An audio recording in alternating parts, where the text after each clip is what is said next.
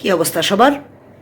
আমি বলেছিলাম এর আগের ভিডিওতে যে আমি ফারাও মানে ইজিপ্টের রাজারানীদের নিয়ে কিছু ভিডিও বানাবো, এবং গত ভিডিওতে ছিল ফারাওদের পরিচিতি, বিখ্যাত ফারাওদের পরিচিতি।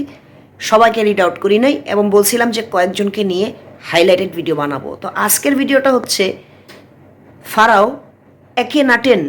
একেনাটেনকে নিয়ে। একিনাটেনের একটা অ্যাক্টিভিটিসের জন্য একিনাটেন খুবই বিখ্যাত এবং রিমেম্বার করার মতো, একেবারে মডেল হয়ে থাকার মতো একজন ফারাও ইজিপ্টের ইতিহাসে। একিনাটেন কি করছিল একিনাটেন বেসিক্যালি যে কারণে বিখ্যাত সেটা হচ্ছে একিনাটেন কিন্তু প্রাচীন ইজিপ্টে যে ওদের যে পৌত্তলিক যে ধর্মটা ছিল, ওই যে আমি পৌত্তলিক ধর্মটা নিয়ে আলোচনা করেছিলাম যে ওরা হোরাস, সেত, ওসাইরিস, আইসিস দেবদেবতাদের বিশ্বাস করত। তো একেনাটেন ফারাও সে কিন্তু প্রাচীন ইজিপ্টে, প্রাচীন মিশরে এক ঈশ্বরবাদ চালু করছিল।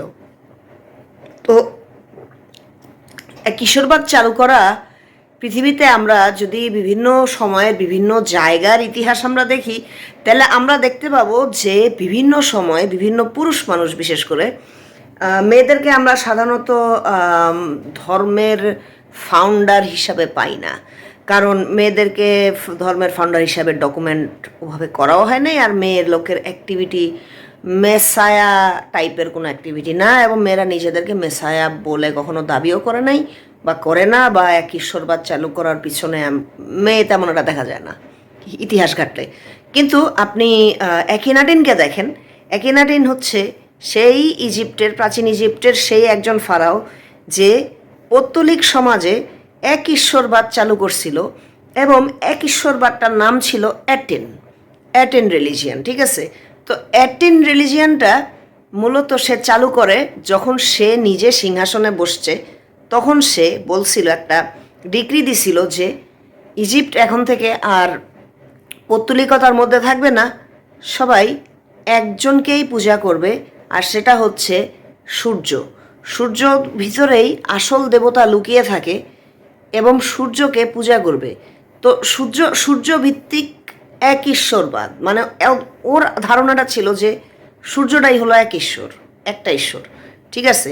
তো এই সূর্যটাই একটা ঈশ্বর, তাই সূর্যর পূজাকে নিয়ে এক ধরনের এক ঈশ্বরবাদ কিন্তু প্রাচীন পৌত্তলিক ইজিপ্টে এই ফারাও একেনাটেন চালু করে। ঠিক আছে? এবং সে তার লাইফ টাইমে the religion of Aten which he started, Akhenaten pharaoh started, তার লাইফ টাইমে বেশ পপুলার হয়েছিল।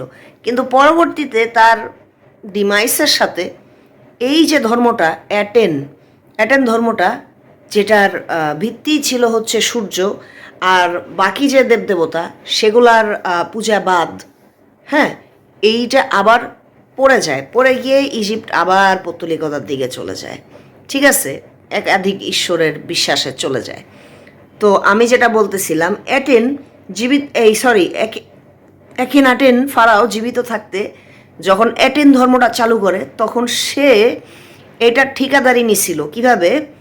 সে এটা তো চালু করছিলই যে sun god is the only god, এবং সান গডের পূজা করতে হলে তার মন্দিরে আসবে মানুষজন, এবং তার মন্দিরে এসে একিনাটেনের মাধ্যমে, মানে একিনাটেন হচ্ছে মিডিয়াম, যার মাধ্যমে সান গডের কাছে দোয়া দুরুদ পৌঁছায়। ঠিক আছে? তো একিনাটেনের মাধ্যমে এই সান গডের পূজা করবে মানুষ। মানে ইন আদার ওয়ার্ডস, এই ফারাও একেনাটেন সে নিজে এক ধরনের প্রিস্ট হয়ে, নিজেকে প্রিস্ট পেশ করে এই এক ঈশ্বরবাদটা চালু করে যে সান গডের পূজা চলবে এবং আমার মাধ্যমে I am the medium to attain. বুঝতে পারছেন?